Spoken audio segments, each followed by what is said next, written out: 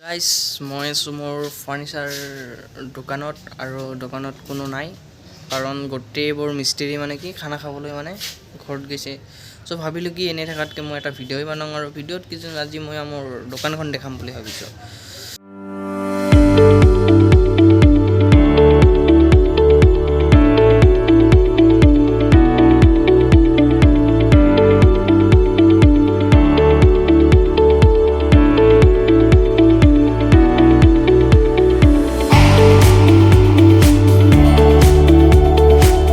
Guys বহুত বেছি ডাঙৰ দোকান নহয় এইখন বাট সৰু সুৰাকৈ আৰু চলি থাকোঁ আৰু এইখনে আমাৰ ফাৰ্নিচাৰৰ আৰু এটা শ্ব'ৰুম আছে চ' শ্ব'ৰুমটো মই দেখাবলৈ যাইছোঁ।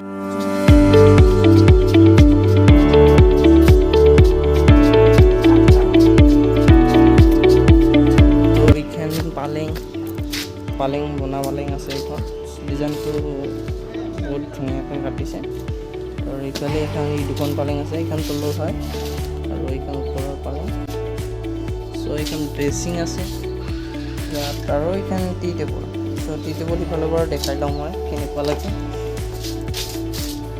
চ' এইখন টি টেবুল আৰু এইফালে আছে এটা গ'ল ডাইনিং ফ্ৰেম চ' এইটো গ'ল ডাইনিং ফ্ৰেম আৰু এইফালে আছে এখন চেয়াৰ তাৰপিছত চফা তাৰপিছত আছে চফা ছেট সিফালে আছে ডাইনিং ছেট এইখন ড্ৰেছিং আছে এইফালে এখন পালেং আছে আৰু এই হ'ল ডাইনিঙৰ ফ্ৰেম।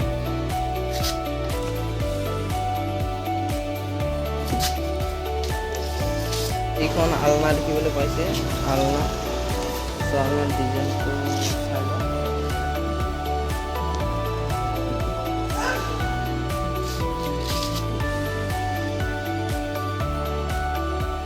বেছি ডাঙৰ দোকান নহয় এইখনে আমাৰ ফাৰ্নিচাৰৰ দোকান চ' মোৰ দোকানখন আছে বৰপেটা ডিষ্ট্ৰিক্টত চ' কোনোবাক যদি লাগে কণ্টেক্ট কৰিব পাৰে। ভিডিঅ'টো এইখিনিলৈকে চেনেলটো ছাবস্ক্ৰাইব কৰি দিব নতুনকৈ ইউটিউব চেনেল খুলিছোঁ গোটেই যেন ছাপোৰ্ট কৰে আৰু এনেকুৱা মই ভিডিঅ' আৰু বাহিৰৰো ভিডিঅ' বনাম আৰু আপোনালোকক দি থাকিম তেনে চেনেলটো ছাবস্ক্ৰাইব কৰি দিব।